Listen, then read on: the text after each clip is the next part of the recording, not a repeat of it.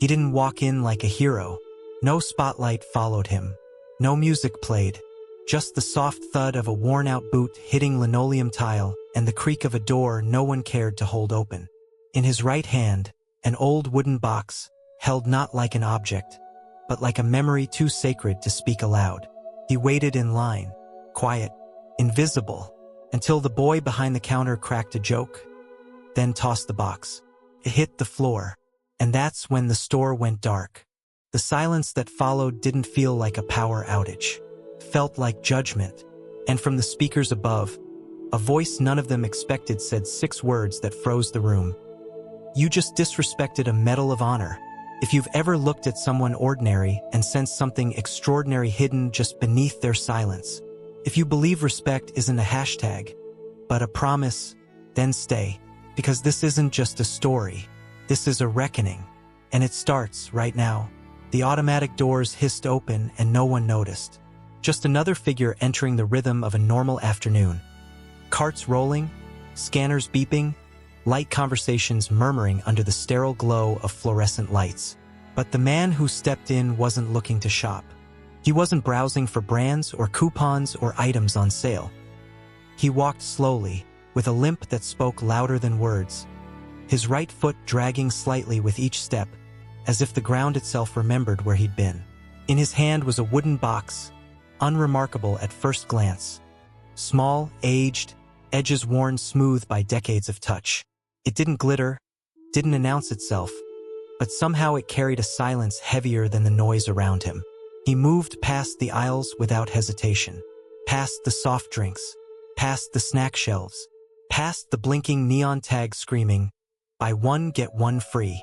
He went straight for register 4, not because it was shortest, not because the clerk was friendlier, but because it was time. The boy behind the counter didn't look up right away. He was barely 20, buzzed hair dyed in a streak of blue, neck hunched over a phone, fingers tapping at a rhythm only he knew. The old man waited. When the clerk finally raised his head, he sighed. "Just this?" the old man said, placing the box on the counter with deliberate care. The boy frowned. "What is it?" he asked, tapping buttons. "No barcode. Can't ring it up without something." "It's not for sale," the old man replied. His voice was low, almost gravelly, but steady. The clerk snorted. "Then what are you doing here with it?" "I was told to deliver it." "To who?" "You'll know." The kid rolled his eyes. "Okay, whatever, dude." He reached for the box and opened it. And then he stopped. Inside, nestled in blue velvet, was a Medal of Honor, a real one. Next to it, a tightly folded American flag, a creased letter, and a pair of dull silver dog tags, the numbers barely visible under the store's buzzing lights. "Whoa," he muttered, and for a second, even he knew this wasn't a joke. But seconds are short-lived in the hands of the careless. "You cosplay or something?" he added with a half-laugh. "What is this?" "Some World War II LARP kit." He picked up the medal, let it dangle from one hand like a cheap souvenir. "Bet this gets you free coffee at Denny's, huh?" The old man said nothing. His expression didn't change, but the silence around him did. Something shifted. A current. The boy tried to toss the medal lightly back into the box, but it missed. It hit the tile with a sound sharper than its weight should have allowed, and for a second, no one moved. The store didn't react. Not yet, but the moment had fractured. The box lay open on the floor. The medal lay exposed. A woman in aisle 3 turned. A toddler stopped crying. Even the checkout scanner paused its rhythmic beep. And then the lights cut. Not a flicker, not a dim, but a clean blackout. Emergency red glowed faint at the exits. Everything else fell silent. Then came the voice. Calm, male, measured. Not loud, but it filled the space like it belonged in the walls. "You just disrespected a Medal of Honor." The words hit harder than the drop. The clerk froze, breath caught mid-apology that never made it to his lips. Customers stood in shadow, holding cereal boxes, frozen pizzas, canned soup, and suddenly, none of it mattered. The voice continued, slower now. "This medal was not bought, not given. It was earned with blood, with loss, with silence carried long after the war ended. The boy swallowed, his hand lowered, his mouth opened, then closed. The old man hadn't moved. He stood like stone, eyes fixed forward, not on the clerk but through him. The lights buzzed back to life one bulb at a time. Sounds returned, but softer, as if even the machines understood they were standing in something sacred now. The clerk reached for the box, tried to gather the items with less arrogance. "I didn't mean," he started, but the old man raised one hand. Not to stop him, not to scold, just to let it go. He picked up the metal himself, placed it gently back inside, closed the box with both hands. Then he looked at the boy, not angry, not disappointed, just tired in a way no youth could ever understand. "Remember," he said, "there are things in this world you don't joke about, not because they're delicate, but because they were paid for in full." He turned, walked out. The door opened for him without a sound. This time, everyone looked. The automatic doors had barely shut behind the old man when the clerk finally exhaled. But it came out shaky, unsure, like his body wasn't convinced the moment was really over. The store had returned to normal. Lights buzzing, scanners blinking, background music rising cautiously from silence. But nothing actually felt normal. Customers still stood where they had frozen, eyes flicking not to the exit, but to the speakers, as if waiting for that voice to return. And that voice hadn't come from any employee. It wasn't the manager. It wasn't on the playlist. It wasn't pre-recorded. It was live, and it had authority, not the kind written on a name tag, but the kind that came from somewhere deeper, older, earned in places where the cost of disrespect wasn't embarrassment, it was death.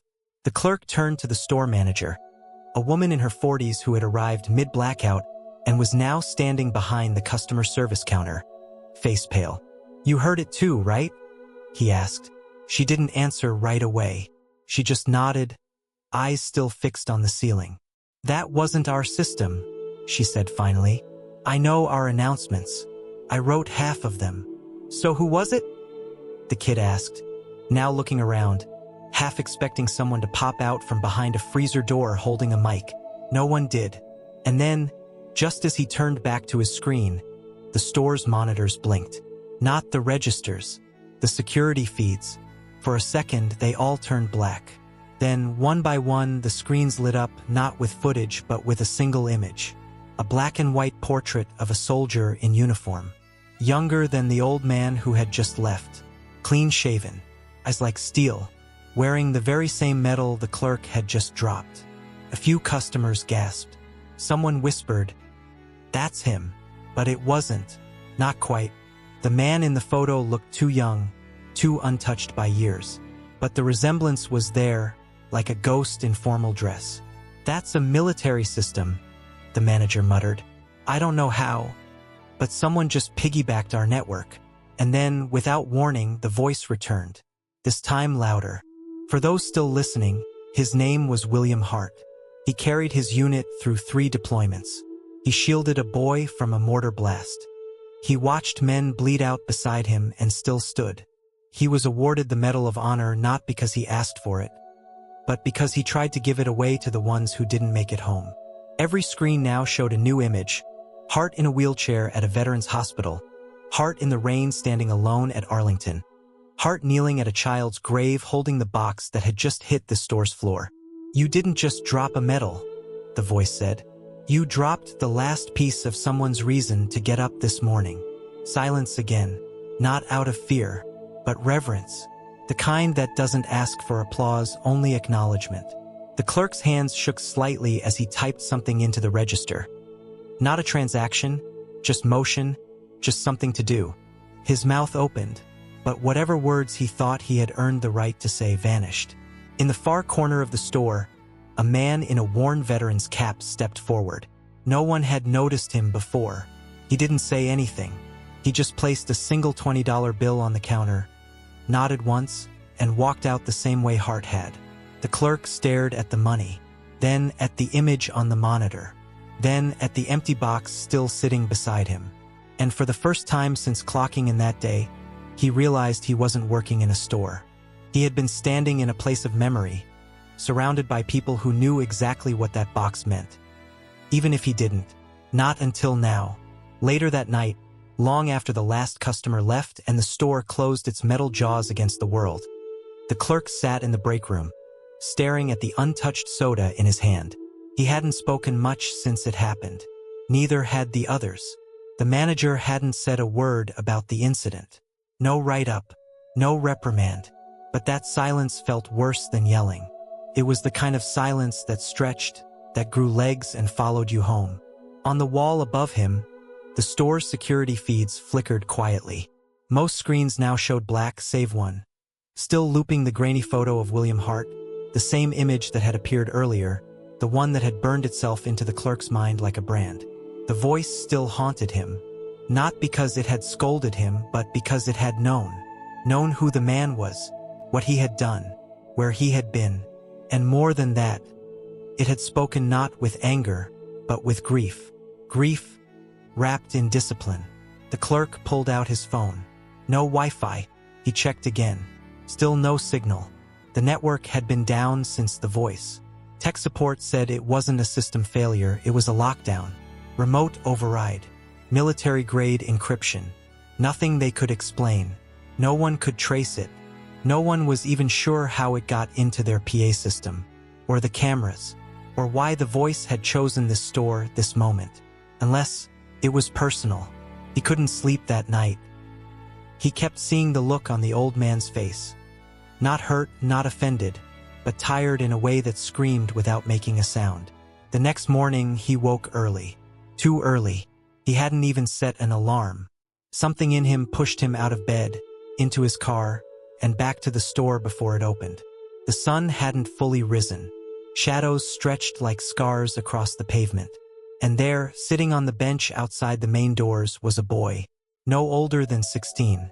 Jeans, hoodie, quiet, staring at the ground like he was counting something that didn't want to be counted. "Hey!" the clerk said as he approached, not sure why he was even talking. The boy didn't look up. "You here to shop, or?" Still no answer. "You can't sit here all day?" the clerk added, trying to sound more confident than he felt. "Store's not open." The boy finally lifted his head. Eyes dark, still, too steady for his age. "I'm not here to shop," he said simply. "I came to see if anyone was listening." "Listening to what?" the clerk asked, but the second he said it, he knew. The voice, the tone, the rhythm. It was him. This was the voice. Not the same depth, not amplified, but the cadence, unmistakable. "It was you," the clerk whispered. How did you do that? That wasn't some prank. That was..." "His metal hit the floor," the boy said, cutting in. "The moment it did, I heard it from my room." "Wait, what? What do you mean from your room?" "2 miles away," the boy said, matter of fact. "I felt it, like a ripple, like gravity shifted for a second." The clerk blinked. "That's not possible." "Neither is forgetting him," the boy said, rising slowly.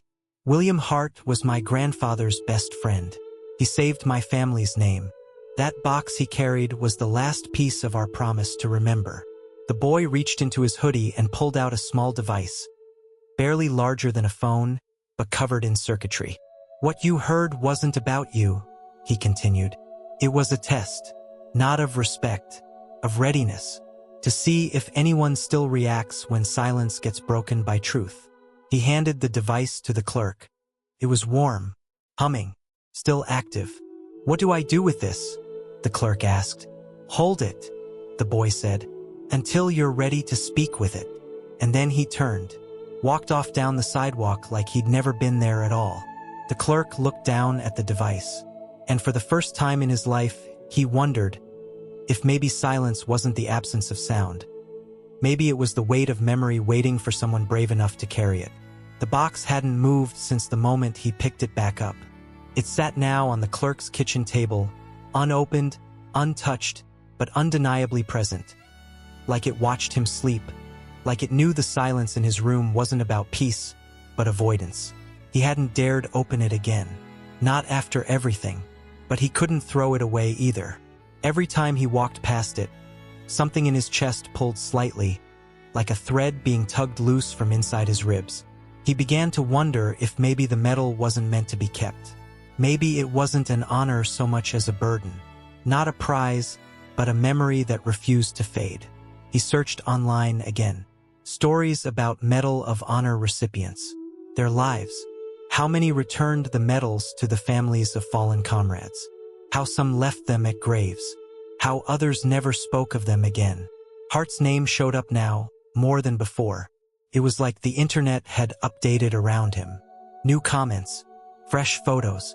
A post on a forum for veterans' families simply titled, "He gave it to us because we couldn't forget him." Another post, more chilling. The box wasn't his.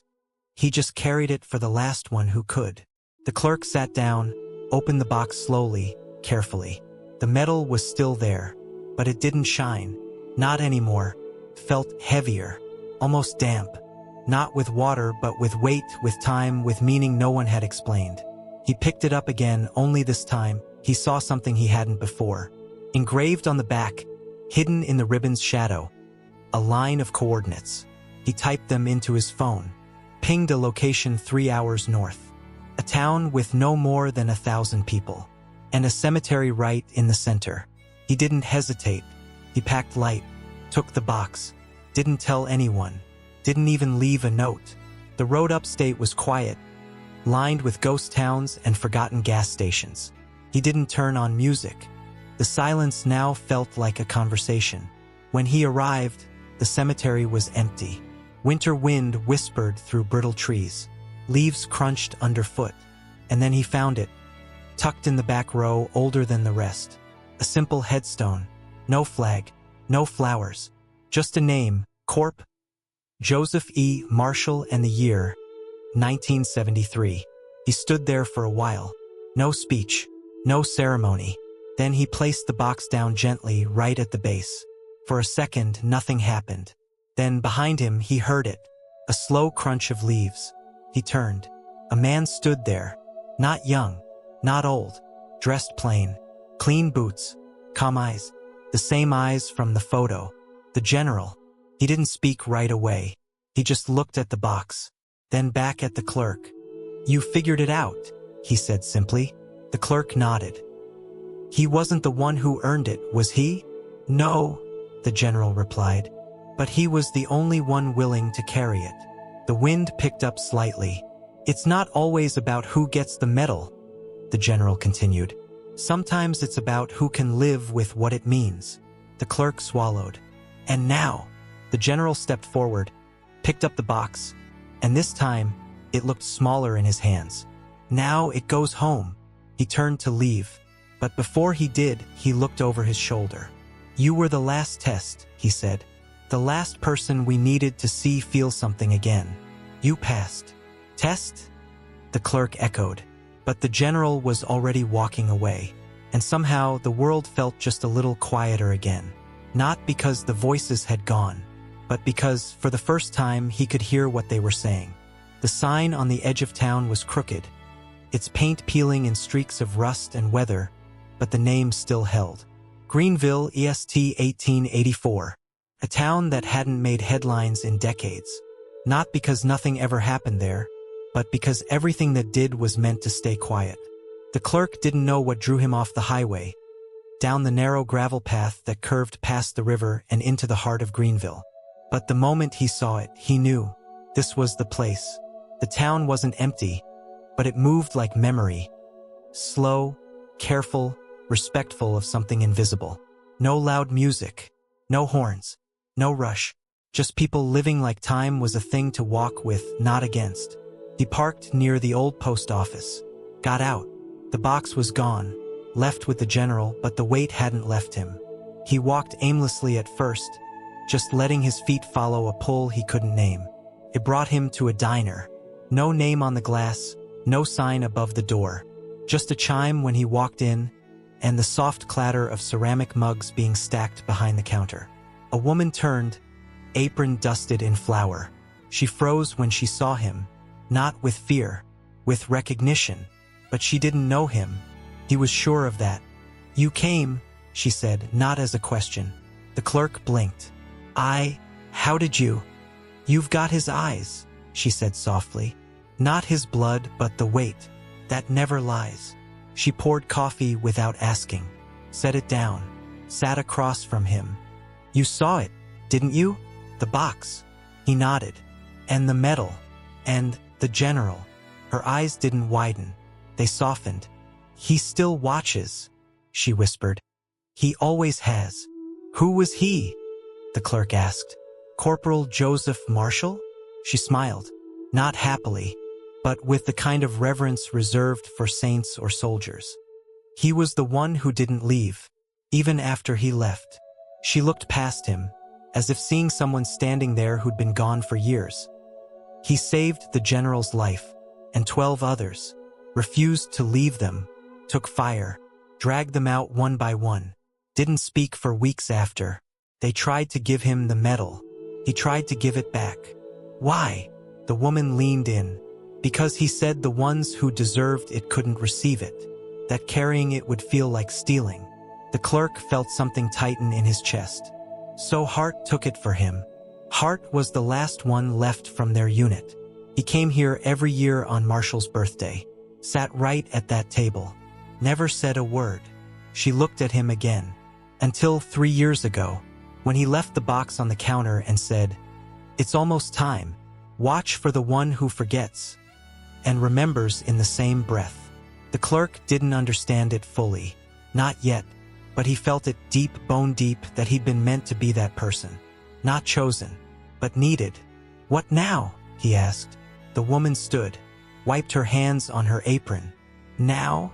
She said, walking to the wall behind the counter. She pressed her palm flat against the wooden paneling.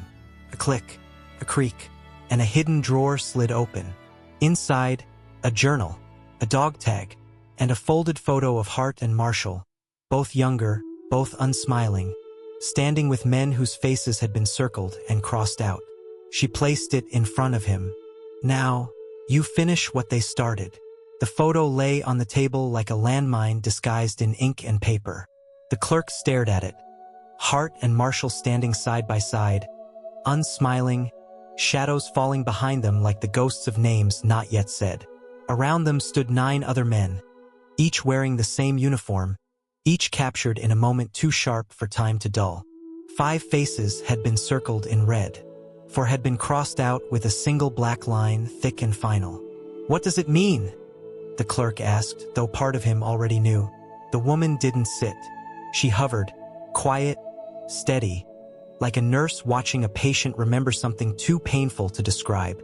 It's a list, she said, not of the dead, but of the forgotten. He traced the red circles. These 5, still alive? Not all. Some not physically. Some were lost in different ways. War doesn't just kill with bullets. The dog tag in the drawer belonged to someone named L. Dorner. It was worn smooth, the chain tangled with a tiny ring, like a promise never delivered. The clerk picked it up, and for a second, the room felt colder, like something unseen had leaned in, listening. They swore to find each other again, the woman said, not to reunite, but to witness. Each name that's not remembered leaves a crack. When the last name vanishes, the silence wins. So what do I do? He asked. How do I find them? She slid the journal forward. Its leather cover was cracked, pages stiff and yellowed. On the inside cover, "This isn't for history. This is for those who bled alone." Coordinates, cities, short notes in shorthand he barely recognized. And beside each symbols, some crossed out, some circled, some neither. He kept track, the woman whispered, of who still remembered, who needed reminding, who needed forgiving. The clerk flipped a few pages. One entry stood out. Baltimore, 2009.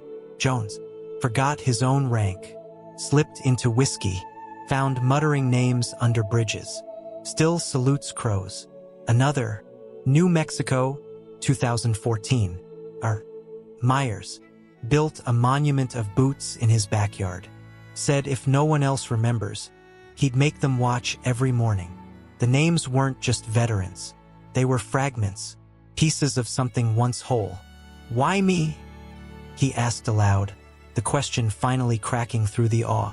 Why was I the one they chose to carry this? The woman didn't answer right away. Then, "Because you forgot. And then you remembered. That's rarer than you think." He looked down at the final page. There, at the bottom, was a blank line. No name, no note, just waiting, a space left open. "This last one is for you," she said. "Not to fill in, but to earn the right not to be on it." The clerk looked up. He wasn't a soldier. He wasn't a hero. But now he carried something heavier than either. A duty, path, promise. The first red circle on the list was a name in Georgia. An address barely legible. A note beside it that read, "Still waits at sunrise with 3 chairs. Always sets out for." He closed the journal, took the photo, pocketed the tag. And as he stepped outside into the early dusk, something shifted inside him. Not like a man who had finished a story, but like one who had finally entered it. The road to Georgia was long and flat, stitched with gas stations that sold expired chips and postcards no one mailed anymore. The clerk drove mostly in silence, the journal beside him on the passenger seat, worn pages fluttering every time he rolled the window down. He reread the entry a dozen times. "Still waits at sunrise with 3 chairs. Always sets out for." There was no full name, just initials, HC, and a scribbled note. "He won't speak first, but he'll be waiting." When he reached the town, the sun was barely creeping over the horizon. Dew clung to the windshield. The air held that thick southern quiet, like the land itself was tired.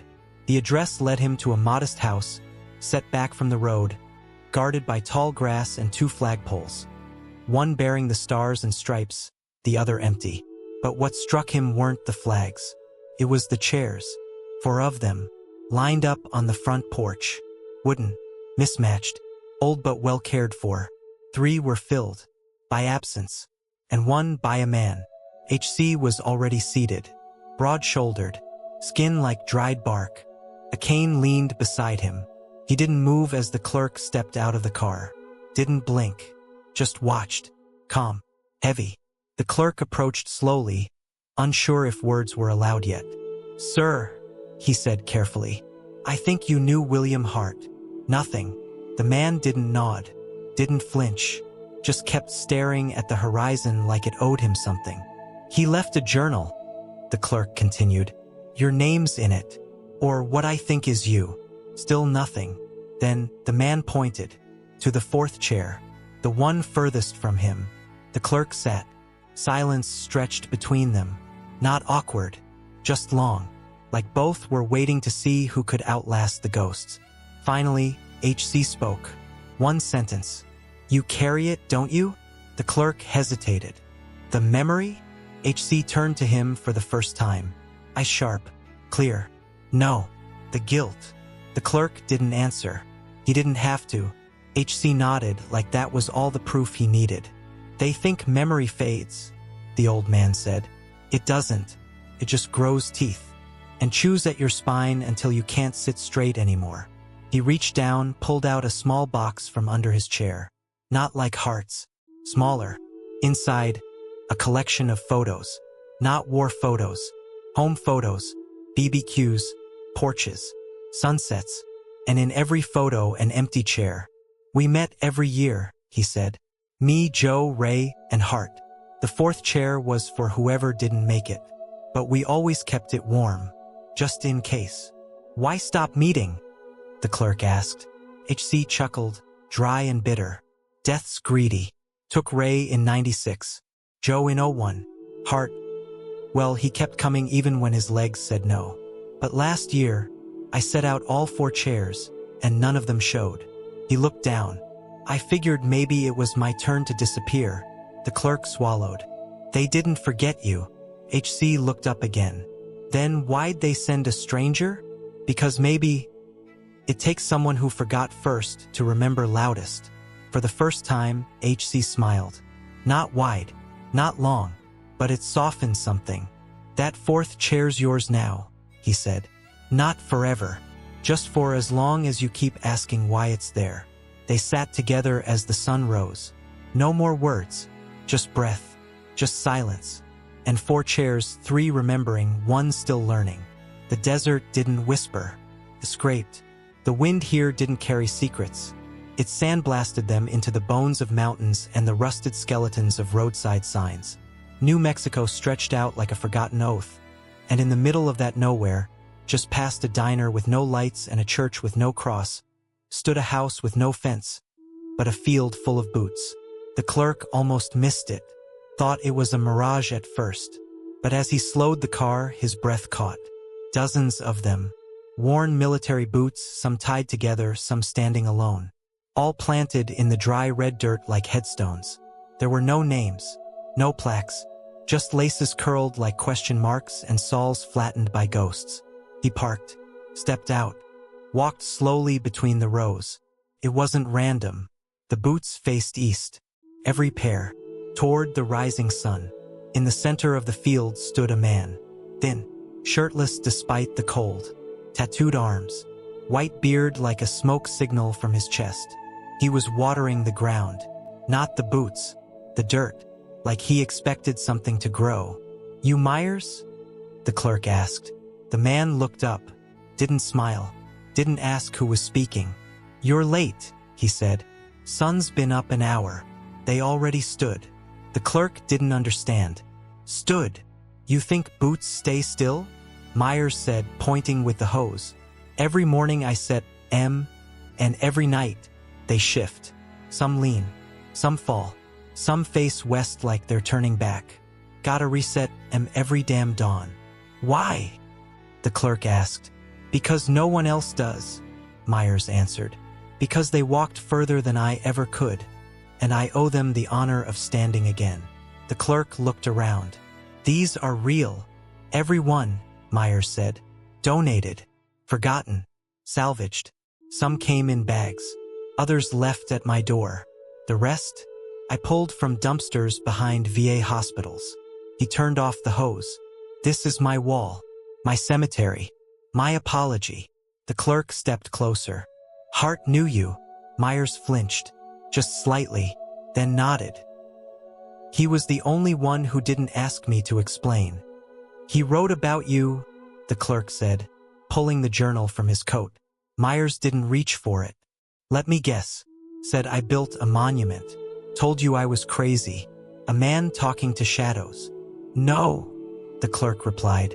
"He said, he builds with what the world steps on." For a moment, silence cracked the sky. Then Myers sat, right there in the dirt between 2 pairs of boots. "I wanted to forget," he whispered. "Tried pills, tried pastors, tried lying. None of it worked. So I started standing them up, one by one, every day, until the pain made sense." "Does it?" the clerk asked. "Make sense?" Myers didn't answer, just looked up. "Do you see her?" The clerk followed his gaze, toward a single boot, pink, small, clearly a child's, set in front of a pair too large to belong to anyone under 25. "That's my daughter's," Myers said. "Not military, just innocent. She died before I could come home. Flew. For days. Gone." His voice cracked like a boot's leather in sun. "I wasn't there to bury her. So I buried her here." The clerk didn't speak. Couldn't. His throat clenched like it wanted to carry Myers' grief but didn't know how. "Hart sat right there," Myers said, pointing to the stone behind him. "Said nothing, then left his own boots beside me. Never wore them again." The clerk turned. Sure enough, there was a pair. Polished, laces perfect, untouched. "Why me?" the clerk finally asked. "Why are you all letting me see this?" Myers looked him dead in the eye. "Because you dropped the medal and picked it back up." He stood slowly, bones creaking like old wood. "You get to walk now, where they stood." And with that, he handed the clerk a pair of boots. Not military, not symbolic, just his size. "Next sunrise," he said, "you set them, until you can't anymore." The next name in the journal was just a whisper. L. Dorner, Kentucky Woods. Fences made of flags. Talks to birds. It sounded like nonsense. Or like a veteran's way of saying, don't come looking unless you're ready to see more than you understand. The drive led through unpaved roads and dense trees that blocked out most of the sky. No signs. No cell service. Just a dirt path that narrowed until the clerk had to park and walk. He followed the sound first. Not birdsong, not wind, but whistling. Slow, precise. 3 notes, then a pause. Repeated like a code. Then just past a clearing, he saw it. A cabin. Roof collapsed in parts. Porch covered in makeshift repairs. But around it, dozens of flagpoles. Some full-size, others carved from branches. And on each, a tattered American flag, hung with care but never replaced. Not one of them looked new. And in the middle of it all, an old man. White beard wild. Hat too big. 1 boot. 1 bare foot. And beside him, a crow. Perched on a broken mailbox. Staring at the clerk with eyes blacker than shadow. You're late, the man said, never looking up. He was carving something into wood. Son's been watching you. Are you Dorner? The clerk asked. Sometimes, he replied. Depends on who's asking. William Hart sent me. That made him stop, still not looking up. But the crow cawed once, then twice. The man nodded slowly. He said you'd come, he muttered. Didn't say you'd be so loud, though. I didn't say anything, the clerk replied. Exactly. The man stood. Bones crackled like branches. You ever talk to birds? No, the clerk said. They don't listen. That's the trick, Dorner said. They do. You just ain't learned their language yet. He pointed at the crow. This one? Been here 12 years. Never left. Not once. I think he knows. Knows what? That I shouldn't be here. The clerk's brow furrowed. You mean alive? Dorner nodded. There were 5 of us in that Humvee. I was the driver. The blast came from underneath. Split it like a zipper. I woke up in a tree. Hanging. 2 broken ribs. And silence. So much damn silence I thought I'd gone deaf. He walked to one of the flags. Touched it like it could bleed. I found pieces. Helmet straps. Dog tags. A hand. Just the hand. The crow hopped closer, watching the story unfold like it had heard it before, maybe 100 times. I built this, Dorner said, gesturing around, not to honor them, to trap myself. Every flag, a confession. Every pole, a night I didn't sleep. You don't leave here? The clerk asked. Where would I go? Dorner said. Out there. People say thank you for your service and think it's enough. In here, the crow doesn't lie. He salutes. Every dawn. Climbs that post and caws 3 times. Never misses. The clerk didn't doubt it. The crow looked like it had been forged from war. And the fences? He asked. Dorner smirked. Keeps the world out. And sometimes keeps me in. The clerk pulled out the journal. Showed him the name. The photo. The circle. You're not crossed out yet. Not yet, Dorner said. But I can feel it coming. What do you need? The clerk asked. Dorner stared at him, like that question hadn't been asked in years, maybe ever. To know they didn't die for nothing. They didn't. No, Dorner said. But I did. The man I was, that one didn't come back.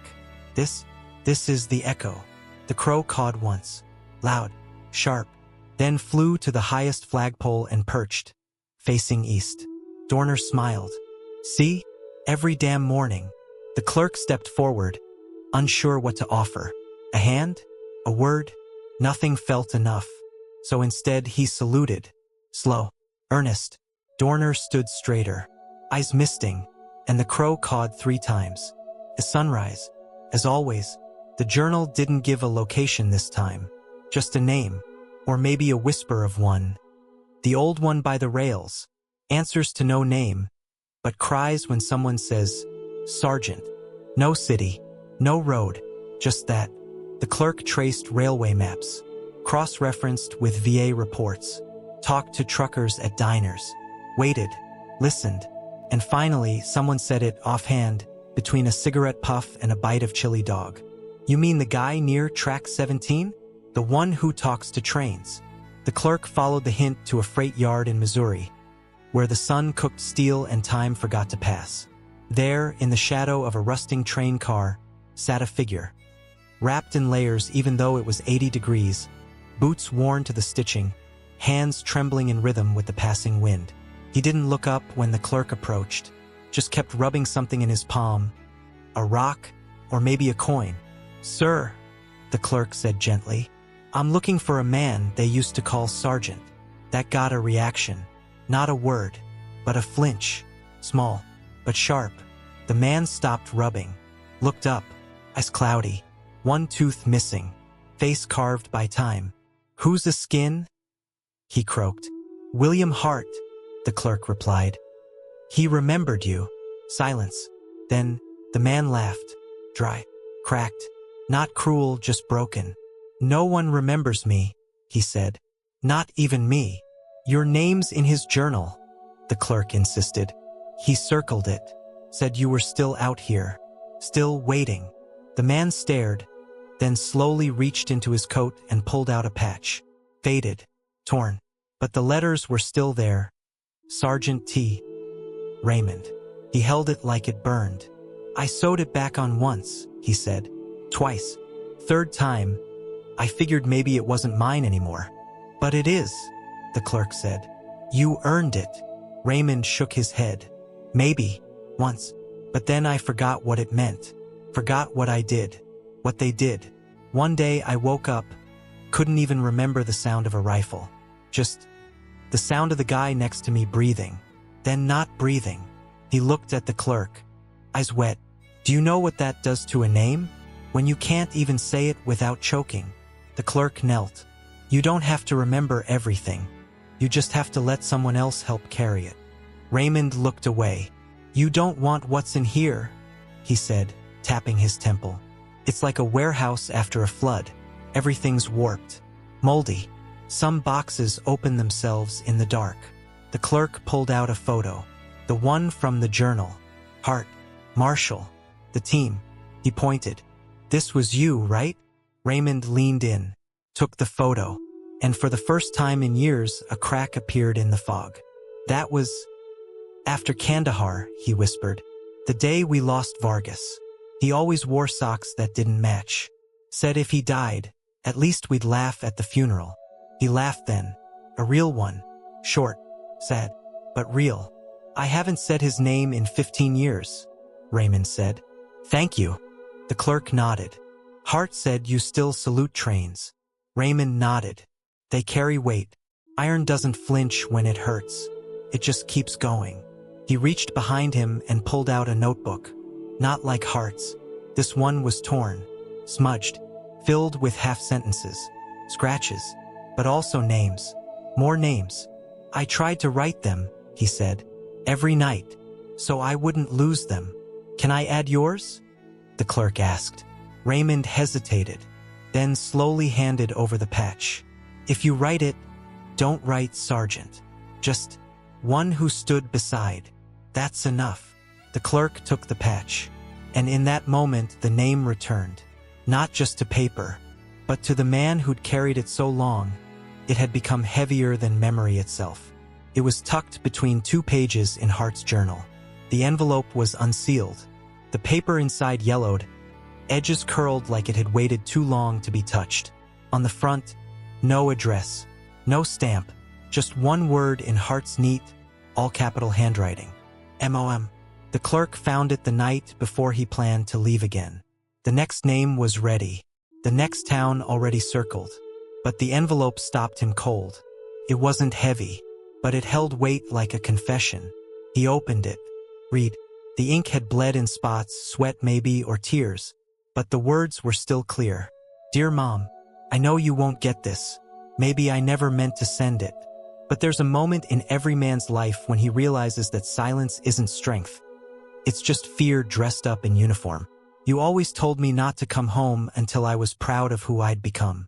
I'm still not. I still see faces when I close my eyes.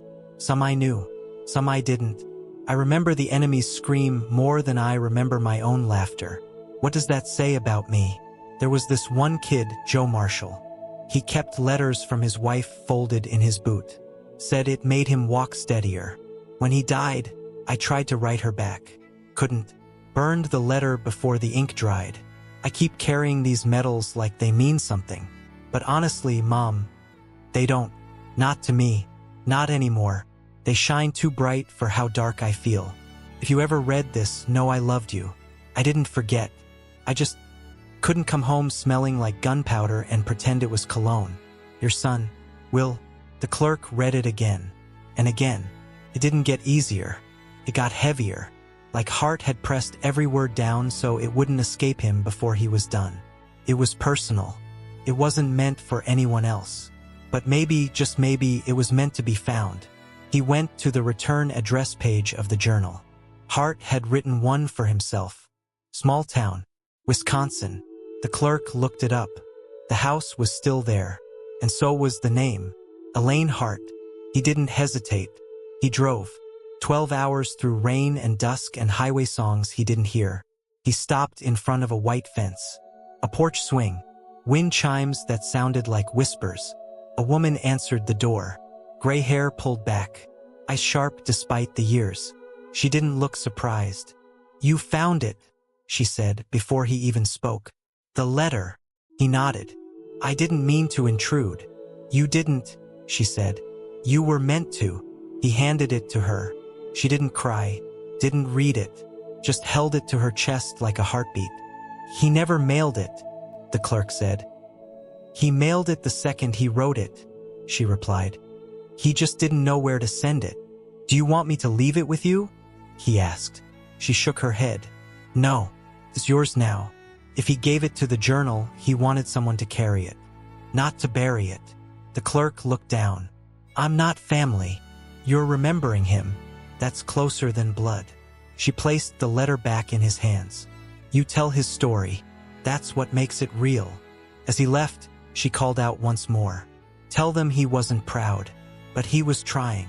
The clerk nodded, and when he got back to the car, the envelope felt warmer than before, like something had finally reached its destination, not by postage, by memory. He found the Marine by accident. There was no name in the journal this time, no coordinates, no scribbled notes. Just a single line written in red ink, unlike anything else. The one who never spoke again, but always hears. It took the clerk 3 false starts and 1 long conversation with a retired VA nurse before someone pointed him to a care home outside Virginia. Not a hospital, not a ward, just a converted farmhouse with wide porches and too many wind chimes. The man's name was Elias Gorman, but no one at the home called him that. They called him the chair, because every morning he sat on the front porch facing the gate. Same spot, same time, like a sentinel with no post. He hadn't spoken since 1989. No medical reason. Nothing wrong with his throat. But somewhere between the screams of Beirut and the final discharge papers, Elias had folded his voice and buried it. The clerk approached slowly. Gorman didn't turn, didn't blink, just kept looking straight ahead, his eyes laser-focused on something no one else could see. The nurse whispered, he knows who he's waiting for, but he won't say the name. Not anymore. The clerk sat beside him, didn't talk, just opened the journal and held it where the Marine could see. After 5 minutes, Gorman's hand lifted slow, deliberate.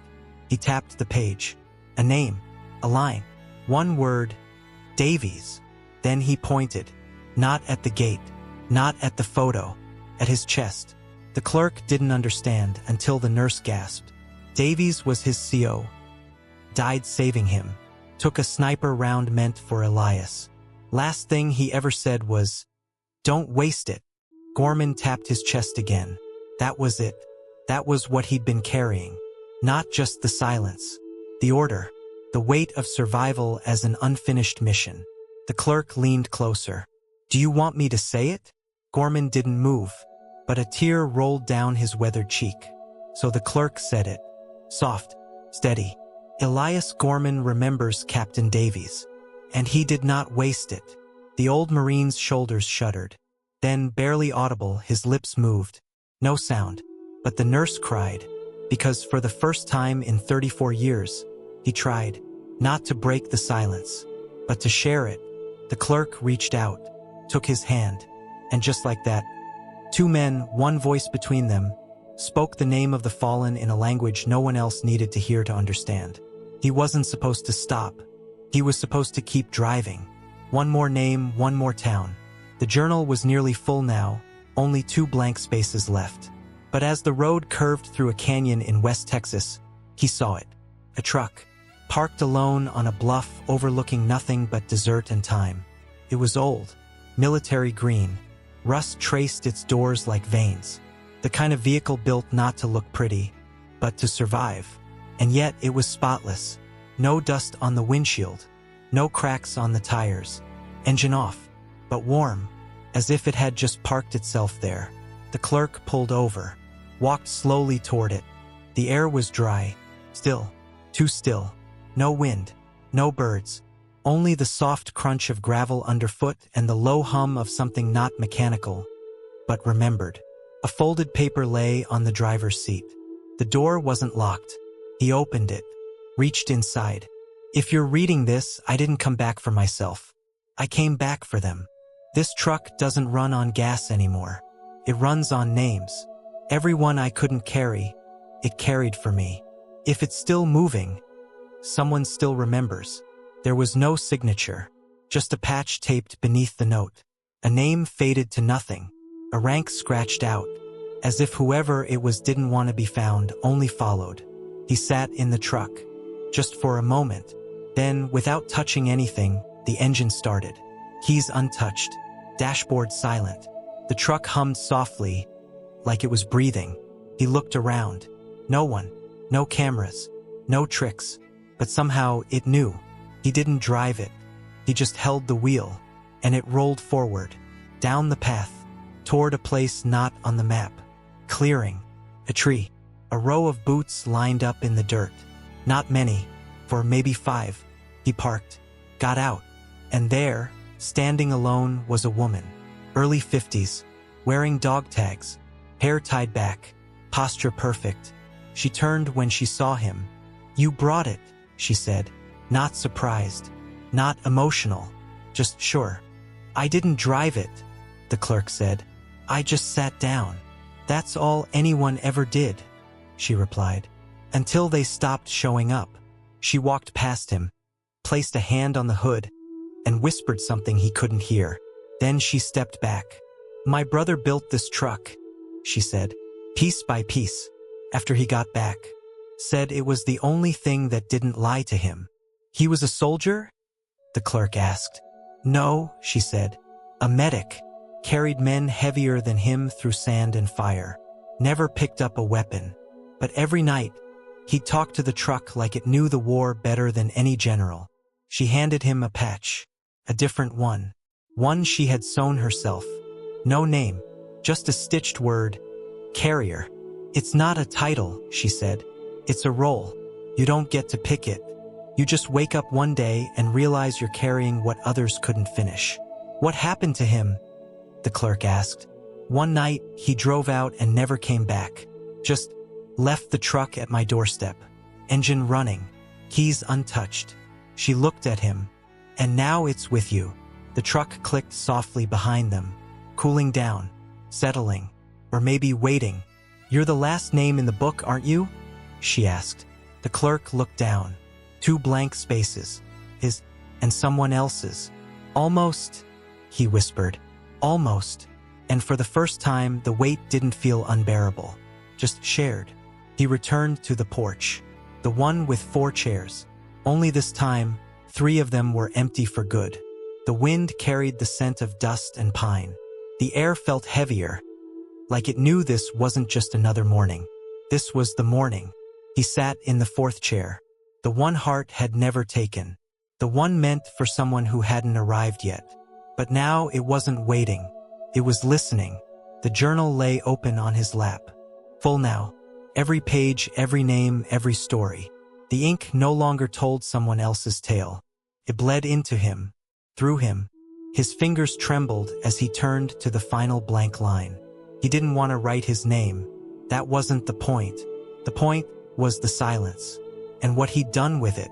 So instead, he wrote a single word, the same one on the patch the woman gave him. Carrier. The wind picked up. One of the chairs creaked. He looked up. No one. But he felt it. The weight of eyes. The presence of those who had never left. Just moved into quieter spaces. The porch light flickered. Not because of electricity, but because memory had arrived. He stood. Walked to the edge of the porch. Looked out at the horizon where the sun was beginning to rise. For silhouettes stood in the tree line. No faces. No sound. Just posture. Familiar. Strong. One of them raised a hand. Salute. He returned it. No words. None needed. Behind him, the final chair no longer felt empty. Felt full. And for the first time, the clerk, no longer just a clerk, understood. You don't need to wear a uniform to serve. You don't need to die in war to carry its echo. You just need to remember. Fully. Fiercely. Without turning away.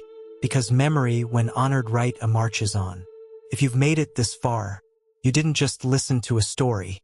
You stood witness. To memory. To sacrifice. To silence that speaks louder than noise. Thank you for carrying these names with us. And if this story stayed with you, subscribe to Endless Stories, where silence becomes legacy and the forgotten are never truly gone.